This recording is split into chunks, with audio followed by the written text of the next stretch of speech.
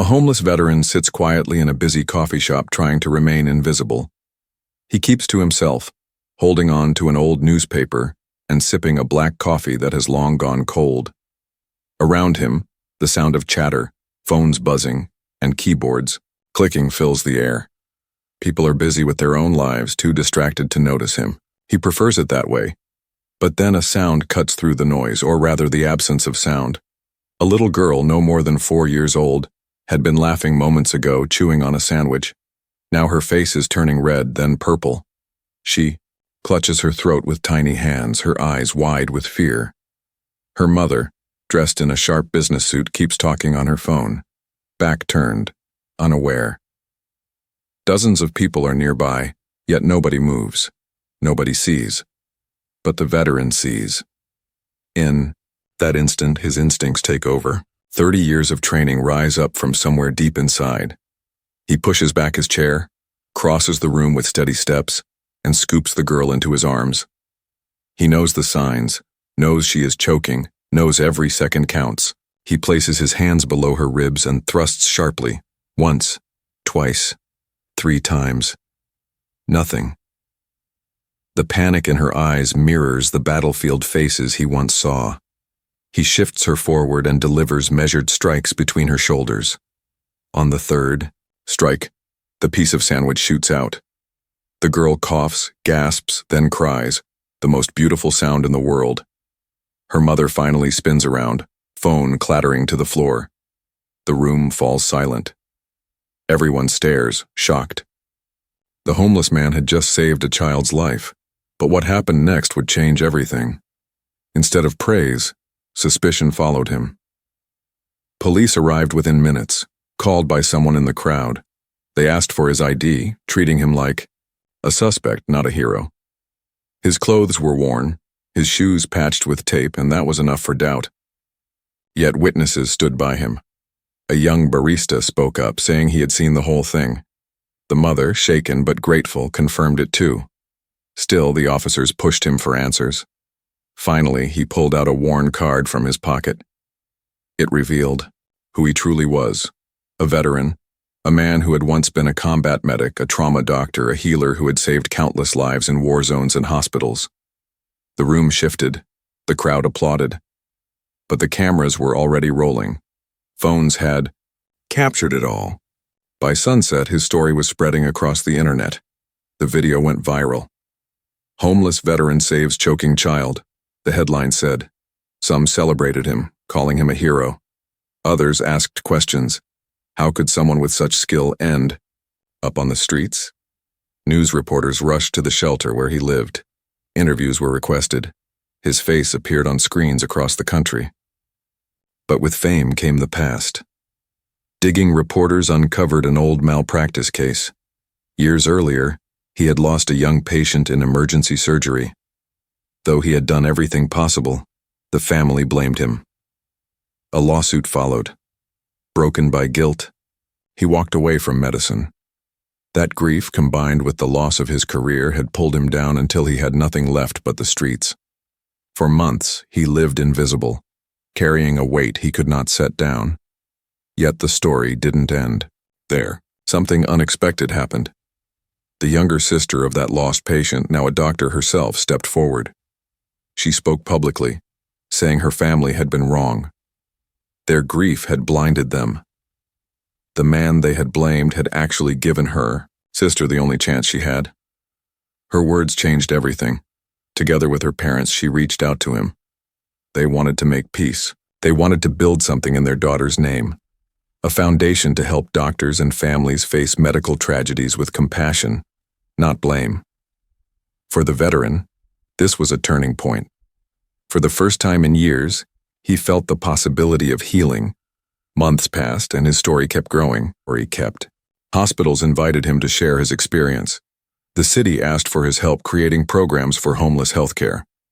The foundation took root, offering support for doctors carrying the scars of patient loss. Slowly, the man who had once tried to disappear found himself standing in front of crowds, teaching others that mistakes and grief did not erase worth. He began to believe that maybe his story wasn't over after all. And then came the ripple effect. People who had watched the video began signing up for CPR classes. Schools invited first responders to teach children life-saving skills. The little girl he had saved proudly told her classmates she wanted to be a helper doctor because of him. The barista who had defended him left the coffee shop to pursue social work. Even shelter residents were inspired. Some trained in first aid. Others found jobs helping people who were still on the streets. Healing had become contagious. The homeless veteran never asked for attention, yet his one decision in a crowded coffee shop, choosing to act when others froze, sparked change across a community, across a nation. He was no longer invisible. He had become a reminder that being human isn't about perfection, but about compassion, about stepping forward when someone else is in need. His story showed the world that even in brokenness, a person can still bring life, still bring hope, and still change everything with the choice to help. The girl was safe now, but the coffee shop had fallen into silence. Her small cries echoed through the room, a sound that carried both relief and fear. The veteran stepped back, raising his hands as if to say he meant no harm. The child's mother rushed forward, holding her daughter close, whispering shaky words of comfort. For a moment it seemed like gratitude might take over, but instead suspicion began to creep into the air. A voice from the back of the shop muttered, "Who is he?" Another whispered, "Does he even belong here?" The man's clothes were worn thin, his beard untrimmed, his shoes held together with strips of tape. To some, he didn't look like a hero. He looked like trouble. Phones were still raised, still recording, but now the lenses seemed less like witnesses and more like judgment. The mother, still shaken, glanced up at him. Her eyes flickered between confusion and thankfulness. She had just seen this stranger pull her daughter back from the edge of death. Yet his appearance told another story, one that the world had already decided how to read. She opened her mouth to speak, but before she could, the front door swung open. Police officers entered quickly, their uniforms sharp, their eyes scanning the room with suspicion. "Sir, step away from the child," one officer ordered, his hand resting near his radio. The veteran froze.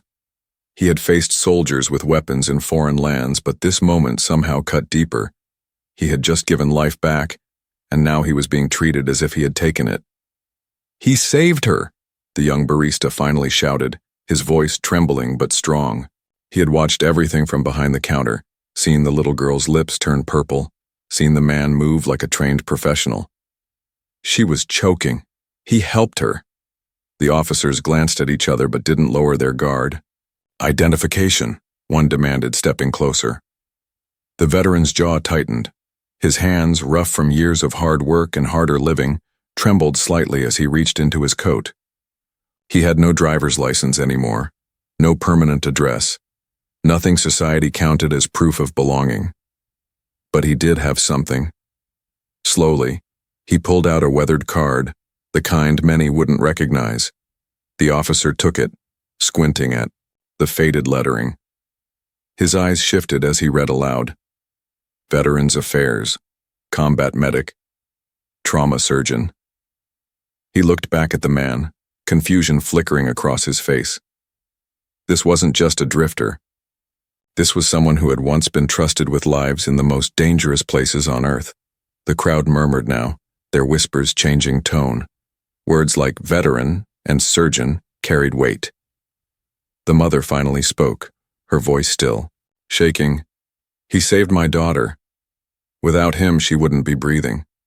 But the sergeant wasn't convinced. He looked the veteran up and down, his eyes catching on the dirt-streaked clothes and tired shoes. "We'll still need a full statement," he said, his voice sharp. "And proof of who you are. No ID is a problem." The barista's phone lifted higher, red recording light blinking. "Why are you treating him like a criminal? He just saved her life," he said loudly so everyone could hear. Other customers raised their phones too. The veteran's face burned under the sudden spotlight. He hadn't wanted any of this. He had acted on instinct because a child needed him. Now, strangers debated whether he was a hero or a threat. The little girl tugged on her mother's sleeve, whispering softly, He helped me. Her small words carried through the silence, touching something human in the room. The mother straightened, meeting the officer's eyes with sudden steel in her voice. This man just saved my child. If you're going to question someone, question why nobody else noticed she was choking. He noticed, he acted. He's the reason she's alive. The officer hesitated. Around them, cameras kept rolling. Every word, every action was being captured. In the age of instant sharing, one wrong move could explode into headlines by nightfall. The veteran stood quietly, not defending himself, not arguing, simply waiting. His posture was calm, but his eyes carried the weight of battles fought far. Beyond this cafe, the sergeant finally handed back the card. "We'll be in touch," he muttered, though his tone had softened. With that, the officers stepped aside. The tension in the room broke like glass. Applause erupted, hesitant at first, then louder. People clapped for the child's safety, for the man who had saved her, for the moment of humanity they had just witnessed. But for the veteran, it was overwhelming. He gave a small nod, then tried to slip back to his booth, to vanish again into the corner. Yet invisibility was no longer possible. Phones were buzzing. Videos were already being uploaded. His face, once overlooked, was now being shared to thousands of screens. By sunset, it would be millions. And as he sat there, staring down at the cold coffee he had never finished, he realized that saving one little girl had pulled him back into a world he had spent years trying to escape. By the time the police left, and the applause faded, the veteran felt more exposed than he had in years. He had not asked for attention. He had not wanted it. All he had done was react, trained instincts taking over when he saw a child choking. Now, as he sat back down, trying to steady his breath, he noticed something different. Dozens of phones were still pointed in his direction. People weren't just watching, they were recording. The first video went online within minutes. A shaky clip posted by the young barista hit TikTok before the veteran even left the shop. The caption was simple but powerful. "Homeless vet saves. Choking child, then cops question him." The video raced past 10,000 views in under an hour. Comments poured in, sharp and divided. Some praised him as a hero. Others asked questions. How could someone like that end up homeless? Why did the cops treat him like a suspect? At the same time, the child's mother shared her own account on LinkedIn. She was a doctor herself, though few in the coffee shop had realized it. Her post was calm, professional, and heartfelt. She wrote about a man who had stepped forward when nobody else had noticed her daughter's distress, a man whose technique was textbook perfect. She ended her message with a line that struck a chord across her professional network. "This is what 30 years of medical training looks like, even when life has taken everything else away." Within hours, her post had been shared thousands of times. Doctors, nurses, and healthcare workers added their own comments, calling him a professional, a colleague, a healer who deserved dignity no matter his circumstances. To them, he wasn't just a homeless man. He was one of their own, fallen through the cracks of the system. Meanwhile, across another corner of the internet, the elderly couple who had witnessed everything wrote their own post on Facebook. Their words were simple but carried the weight of lived wisdom. "Today we saw a man save a child's life with steady hands, then watched him nearly treated as a criminal because of how he looked. A society that cannot see the worth of such. A man is a society that has lost its way." That post spread even faster. Shared from family to family, from group to group, it crossed state lines by nightfall. By the end of the day, his face was everywhere. News outlets picked it up. Headlines appeared: "Hero in rags, homeless veteran saves child in cafe." Photos circulated. One of him kneeling beside the girl, another of his tired hands resting on her small shoulder. To some, he became a symbol of resilience. To others, he became a question mark, a mystery. How had someone once trusted with life and death decisions ended up sitting alone in a coffee shop, invisible until tragedy forced him into the light? The shelter where he stayed lit up with phone calls. Reporters wanted interviews. Advocacy groups wanted to offer support. Politicians wanted to shake his hand. Even the mayor's office called asking for a meeting. But the veteran himself had no idea. When he returned to the shelter that evening, carrying the same worn backpack he had carried for years, he was greeted with stares and hushed whispers. People looked at him differently, as if overnight he had transformed into someone they had read about rather than someone they knew. The shelter director pulled him aside. Her face was full of urgency. "Do you know what's happening out there? Your story is everywhere." She turned her computer screen toward him. The local news homepage carried his photo. "Homeless veterans' heroics go viral." He stared at the headline without expression, as though it were about someone else. "I just helped a little girl who was choking," he said quietly. "That's all." But to the world it wasn't just that. His act was already becoming something larger. An argument, a debate, a mirror of society's contradictions. Some saw him as proof that every life carries hidden value. Others dug deeper, determined to find flaws, to explain how a surgeon could fall so far. The internet had turned his private pain into public property. By midnight, television anchors were discussing his story. Talk shows debated what it said about healthcare, homelessness, and justice. On Twitter, hashtags trended: "Our coffee shop hero," "Invisible no more," "Vet with hands of gold." Yet alongside the praise came doubt. Someone unearthed an old article hinting at a malpractice case years earlier. The details were vague, sealed by courts, but the words were enough to spark whispers. Was he really a hero, or was he hiding something? The veteran, unaware of the storm outside, lay awake in his shelter bed staring at the ceiling. He had wanted invisibility, and now the whole world could see him. His mind replayed the little girl's terrified eyes, the desperate thrusts that finally freed her breath, the way she clung to her mother afterward. That moment mattered. That moment was real. The rest, the cameras, the headlines, the strangers debating his worth, felt like shadows he could not control. But the truth was simple. One man had seen what others had missed, and one little girl was alive because of it. And by the time the sun rose the next morning, his name and his story had already begun to reshape the conversation across the country. By the second morning, the story was no longer just about a man saving a child.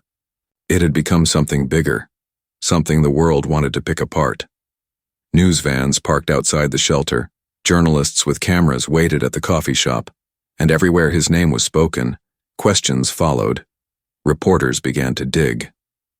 Who was this man really? How had he once been a surgeon, a trauma expert, and now ended up sleeping in a shelter bed with nothing but a backpack? Some framed it as a tragedy, a broken system that wasted talent. Others hinted at scandal, whispering about sealed lawsuits and a past he hadn't shared. A local TV station launched the first full investigation. Their anchors promised to get to the bottom of the mystery behind the coffee shop hero. Research. Assistants scoured court filings, hospital records, and news archives. What they found was not simple. There had been a case almost 2 years earlier, a wrongful death lawsuit involving a teenage girl who had died after emergency surgery.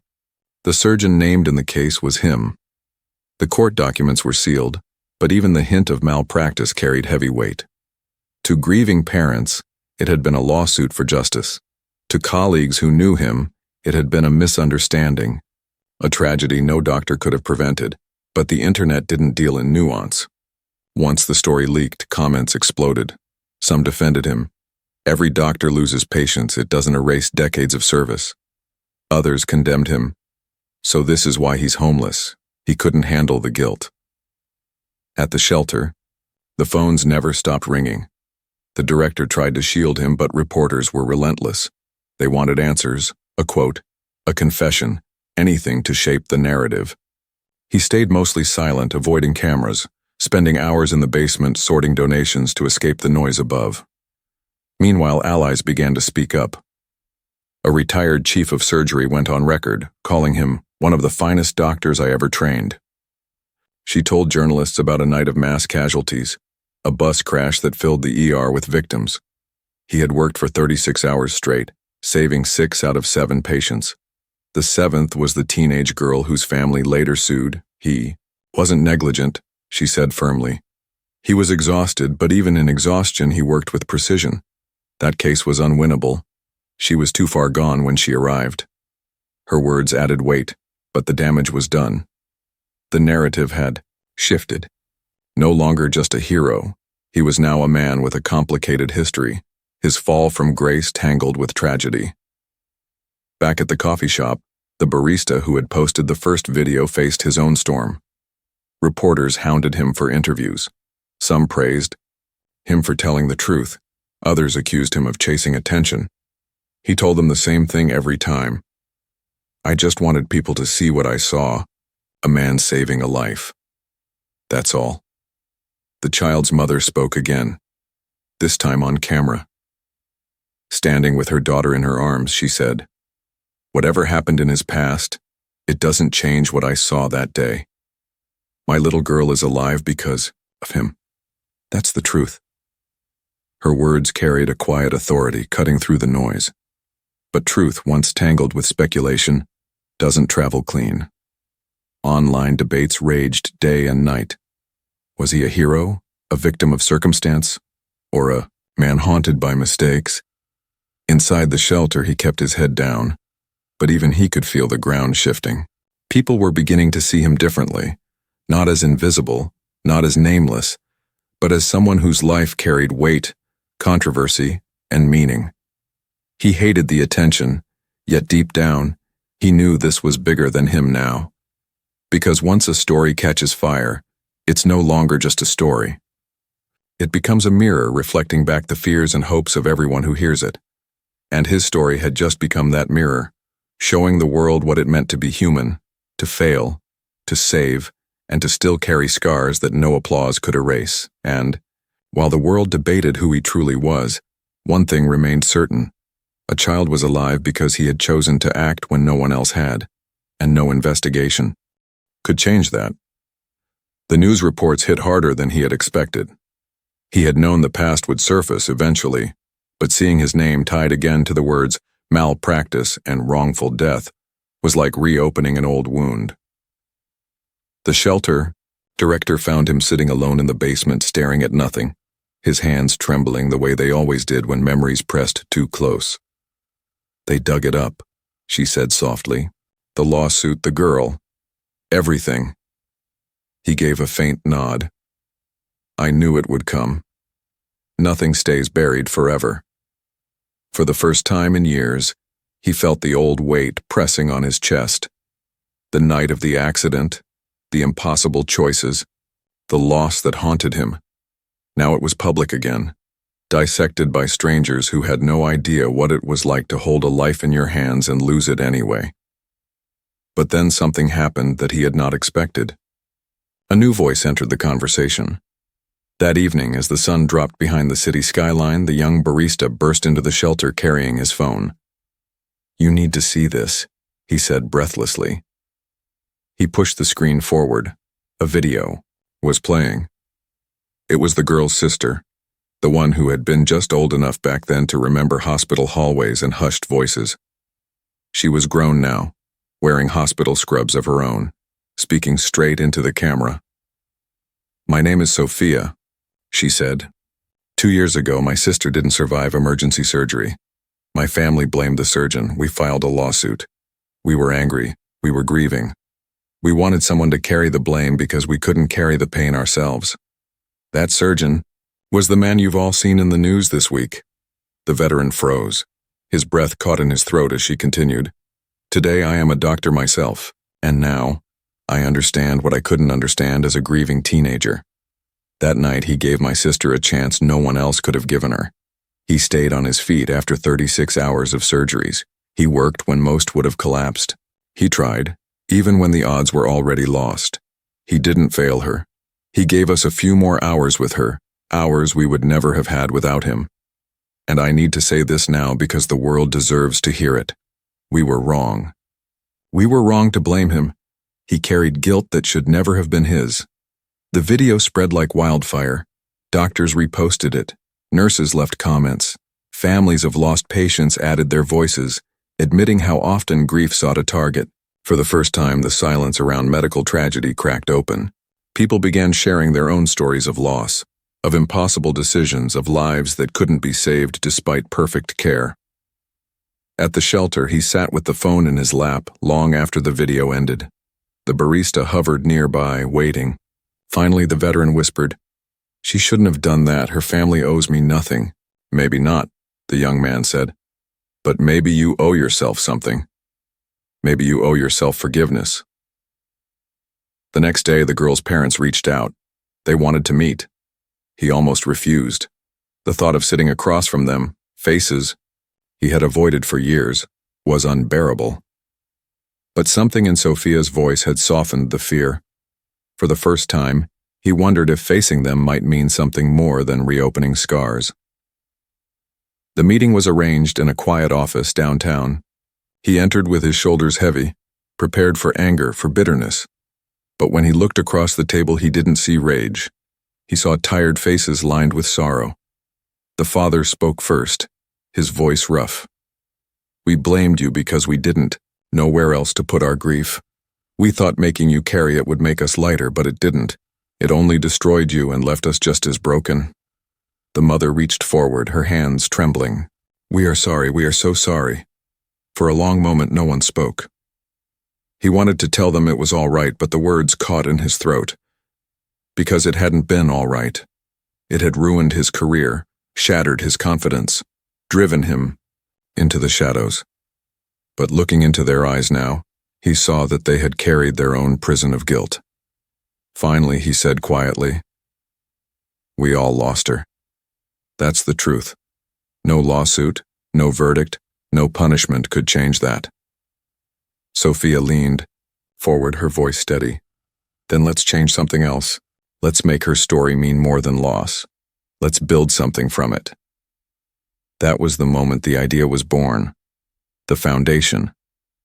A place where families could grieve without destroying doctors, where doctors could carry their losses without being crushed. A bridge between two sides that had always been separated by silence and blame. For the first time in years, he felt the possibility of purpose flicker. The child he had saved in the coffee shop, the sister who spoke out, the parents who apologized. All of it seemed to push him towards something he had resisted, the chance to heal, not just others, but himself. That night, walking back to the shelter, he lifted his eyes to the city lights. For years, he had seen them only as reminders of a world that had passed him by. Now, for the first time, they looked different. They looked like a world waiting for him to step back into it. Deranged, weeks that followed were unlike anything he had ever experienced. For years he had lived in silence, carrying his guilt like a secret stone in his chest. But now, everywhere he turned, people were talking about him. Not just the coffee shop, not just the lawsuit. They were talking about what it meant to heal, to fail, to keep trying anyway.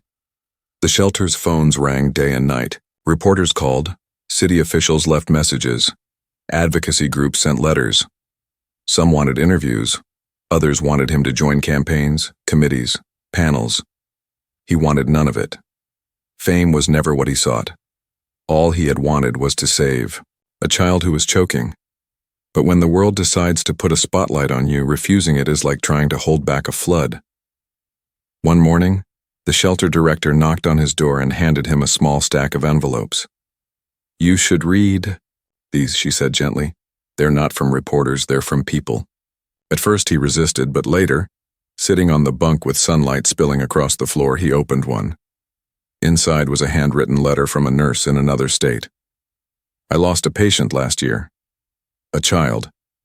I thought I wasn't strong enough to keep working. I was ready to quit medicine. Then I read about you. I realized maybe carrying pain doesn't mean I've failed. Maybe it just means I still care. Thank you." The next letter was from a father who had lost his wife during childbirth. The next from a paramedic haunted by calls that hadn't ended well. One by one, the letters told him the same thing. He was not alone. His story had given them permission to speak theirs. For the first time in years, the weight on his chest didn't feel like it was crushing him. It felt like something he could share.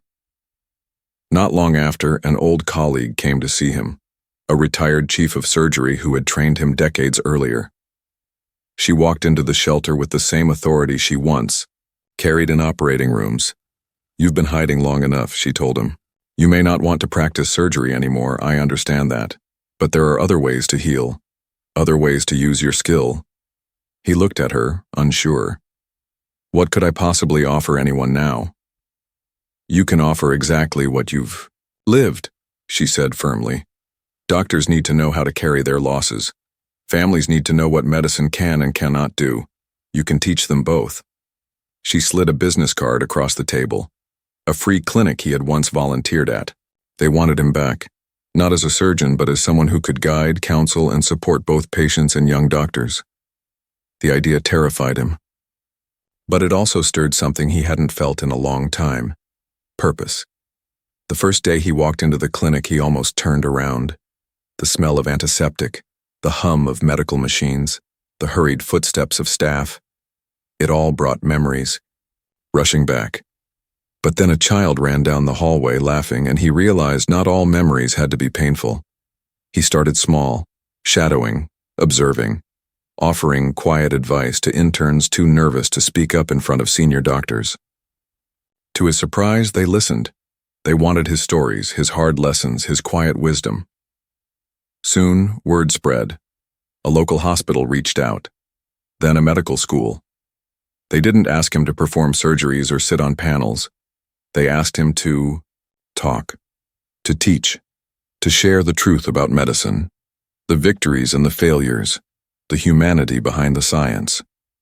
At first, he spoke with hesitation, stumbling over words, unsure if his voice carried any value.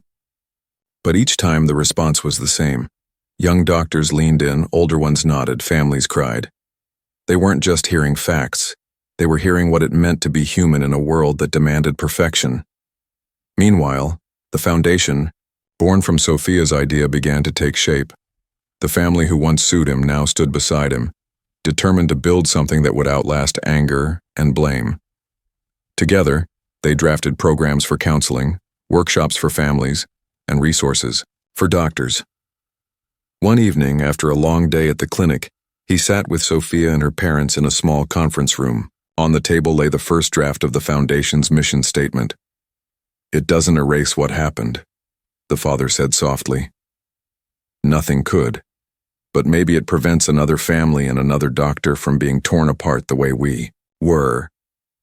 The veteran looked at him, then at the young woman who had chosen to enter medicine despite her loss.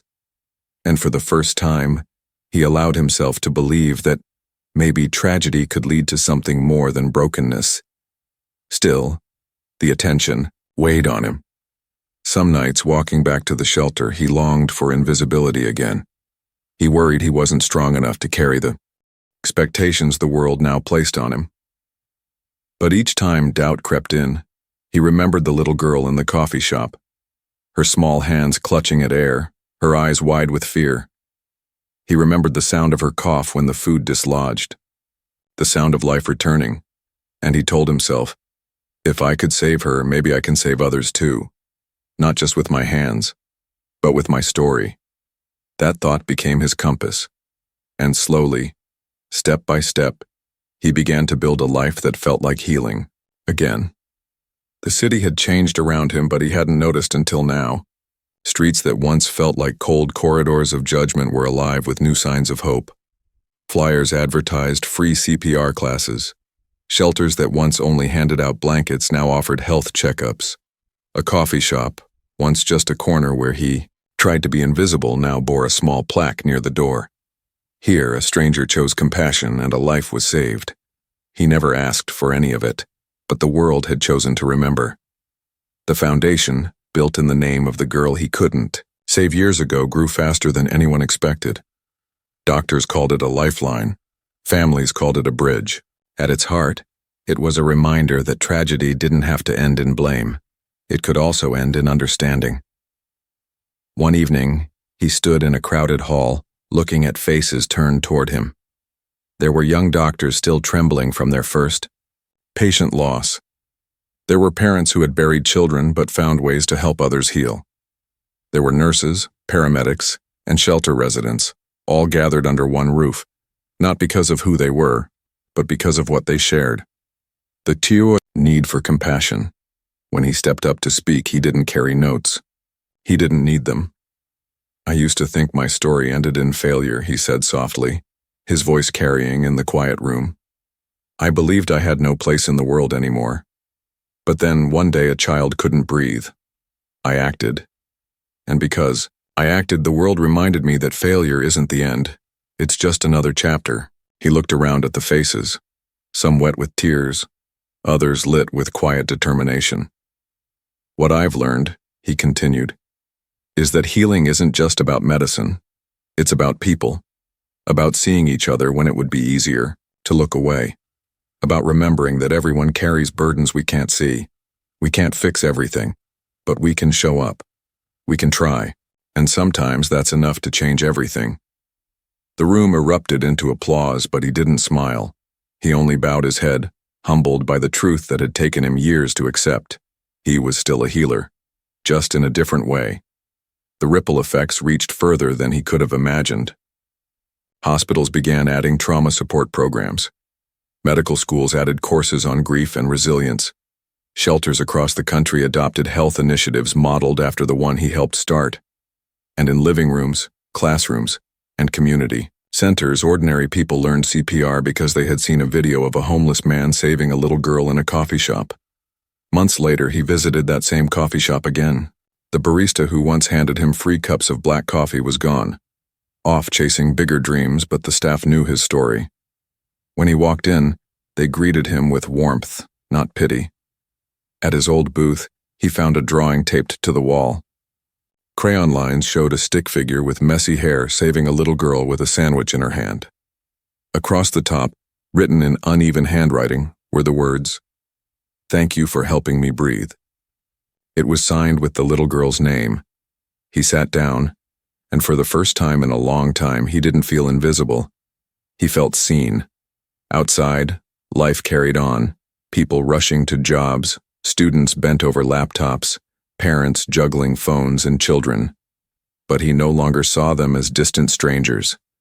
He saw them as people, each with their own battles, each capable of kindness, each capable of helping someone else breathe when the world grew too heavy. That was the true lesson. Healing didn't just belong to hospitals or heroes.